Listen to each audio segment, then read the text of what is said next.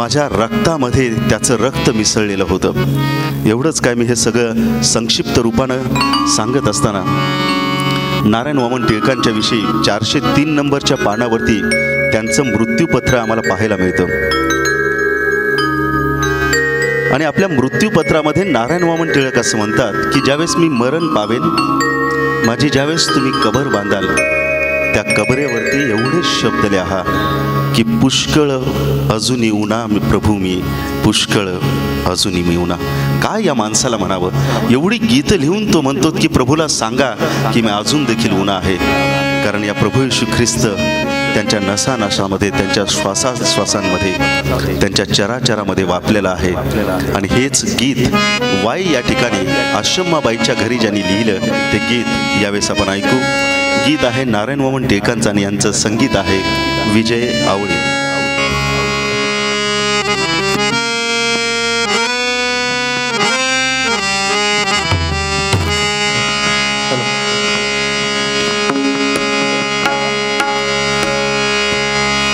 मनात जरात मनात कुठे, मनात जरात मनात कुठे, मनात जरात मनात कुठे, मनात कुठे, मनात जरात मनात कुठे, साविड काय येसो,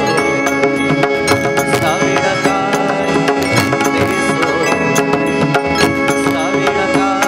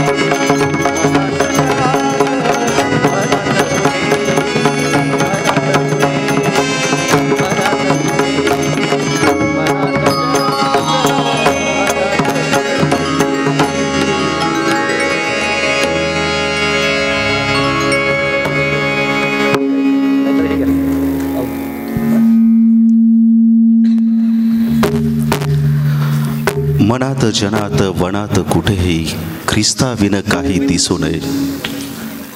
ख्रिस्त तुमच्या आणि माझ्यासाठी मिळालेली एक अद्भुत अशी देणगी आहे.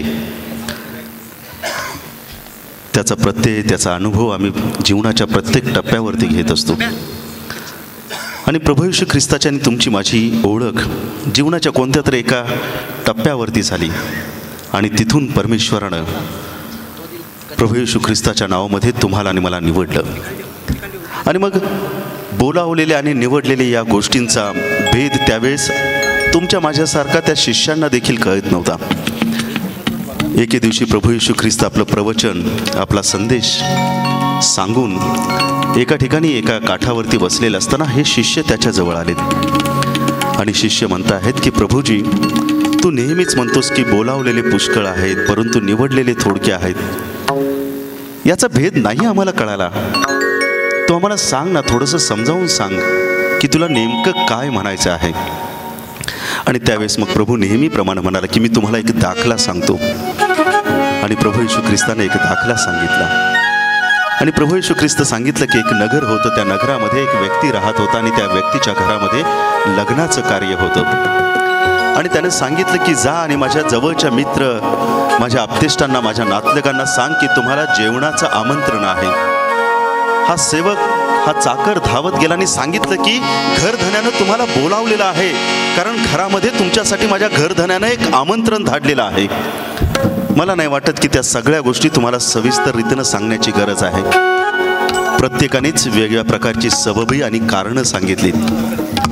शेवटी हा चाकर निराश होऊन घरधण्याकडे आला आणि तो सांगितला की मालक, प्रत्येकाने वेगवेगळी कारणं सांगितलीत, मग आता या निमंत्रणाचं करायचं काय.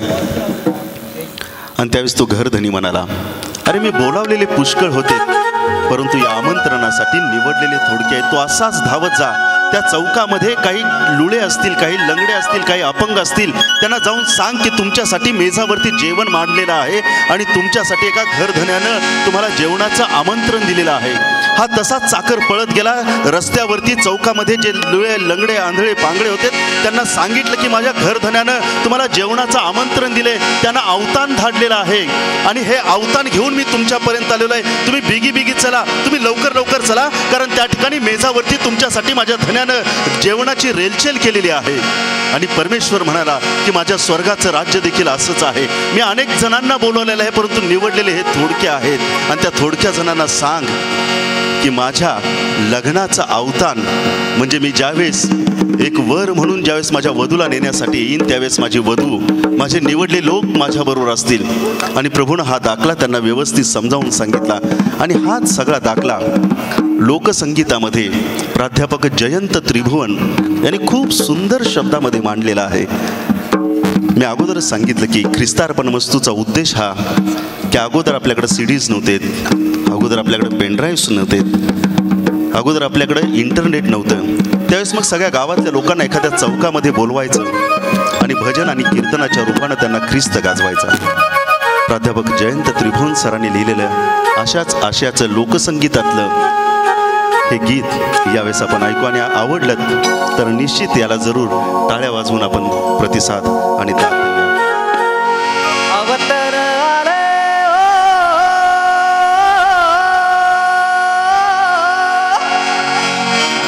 अवतार आले हो. अरे होय, पण कुठला अवतान, कुणाचं अवतान आलंय सांगतो की अवतार आले हो, देवराजाचं. असं होय.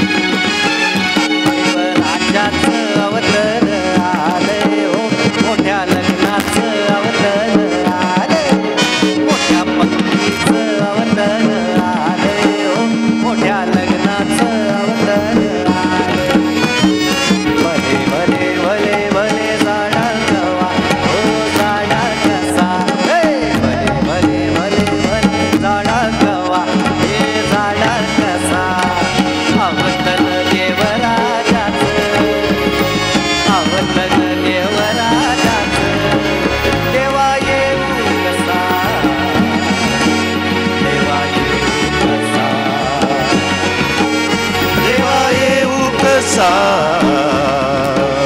देवा येऊ कसा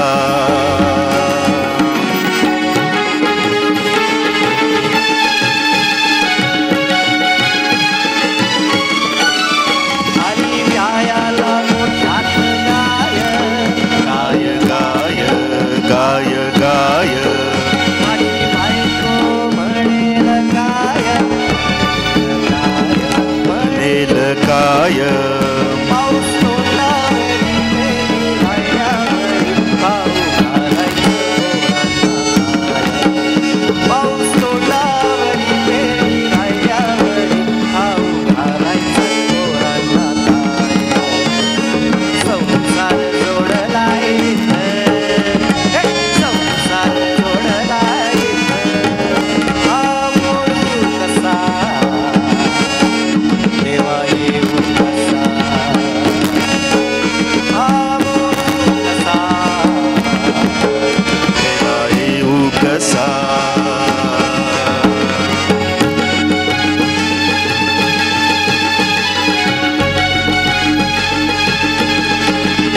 अशी निमित्ते साऱ्यांना गाई बाई काही बाई देव भक्तीला कोणी न येई कोणी नाही कोणी नाही राग यजमान आला म्हणे दासाला साथ राग यजमान आला म्हणे दासाला साथ आण रस्त्यातून बोलावून आण रस्त्यातून बोलावून ते येईल तसे आणि असतील तसे जे येईल तसे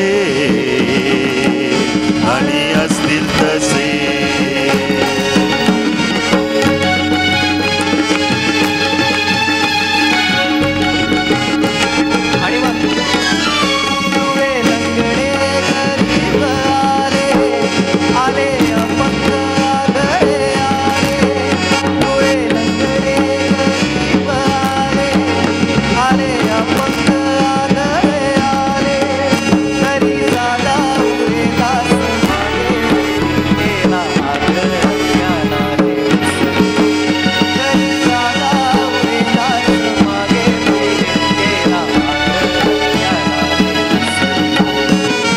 येऊन झटकन आला येऊन झटकन आला जे आले तसे जणी आले तसे जे आले तसे जणी आले तसे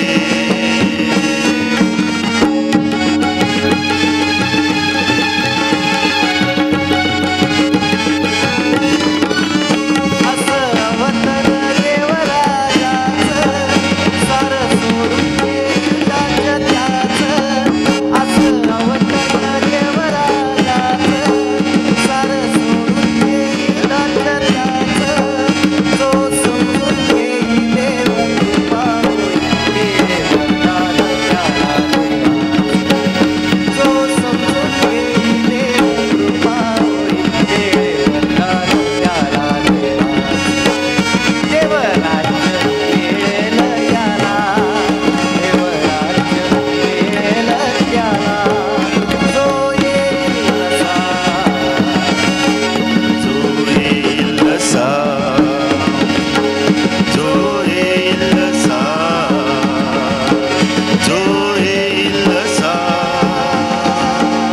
जो येईल असा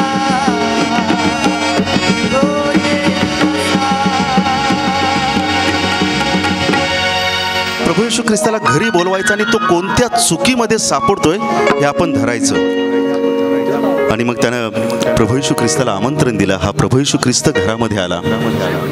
घरामध्ये आल्यानंतर तो आपल्या जेवणासाठी धावपळ करायला लागला की आता प्रभू येशू ख्रिस्त घरामध्ये आलेला आहे, काहीतरी त्याला जेवायला द्यायचं. आणि मग तो धावपळ करीत असताना अचानक त्या घरामध्ये एक स्त्री वाट काढत आतमध्ये आली. प्रभू येशू ख्रिस्ताचे सगळे शिष्य होते, हा शास्त्री हे परुषी त्या ठिकाणी होते. आणि ही स्त्री जशी आतमध्ये आली त्यावेळेस तिचे शब्द गळून पडले आणि त्या ठिकाणी डोळ्यांची एक मुखी अबोल भावना त्या ठिकाणी चालू झाली. ती धावत आली, प्रभू येशू ख्रिस्ताच्या चरणाला बिळगली आणि ती त्या ठिकाणी रडायला लागली. एकही शब्द त्या आसमंतामध्ये ती बोलली नाही, एकही शब्द त्या लोकांच्या मध्ये ती उच्चारली नाही, पण तिचं अंतःकरण होतं की प्रभू मी पापी आहे, या जगानं मला लाथाडलेलं आहे, आता तुझ्याच चरणाचा मला आसरा आहे. ती रडायला लागली, तिचा एक एक शब्द तिच्या अश्रूमधून ओघळायला लागला. रडून रडून ज्यावेळेस तिनं प्रभू येशू ख्रिस्ताचे पाय धुतलेत त्यावेळेस तिनं आपल्या केश संभार सोडून तिनं प्रभू येशूचे पाय पुसलेत. आणि मग हा अद्वितीय असणारा, ज्याला कधीच शब्दामध्ये व्यक्त करता न येण्यासारखा प्रसंग या विधर्मी माणसानं इलाई जमादार यांनी मात्र शब्दामध्ये अचूक रीतीनं पकडलेला आहे. आणि ते त्यांचं वर्णन करीत असताना असं म्हणतात, पाहूया श्रद्धेचा सोहळा, भावभक्तीने फुलला, एक एक अश्रूनी फुलला भावभक्तीचा मळा. ते म्हणतात हा जो मळा आहे तो भावभक्तीचा मळा आहे, त्याला जे पाणी घातलं गेलं ते एक एक अश्रूनी घातलेलं आहे. एक एक अश्रूनी फुलला भावभक्तीचा मळा, पाहूया श्रद्धेचा सोहळा. इलाई जमादार यांचं हे गीत आहे आणि अविनाश होळकर यांनी याला संगीत दिलेलं आहे. पाहूया श्रद्धेचा सोहळा, पाहूया श्रद्धेचा सोहळा. एक एक अश्रूने फुलला, एक एक अश्रूने फुलला भावभक्तीचा मळा. पाहूया श्रद्धेचा सोहळा, पाहूया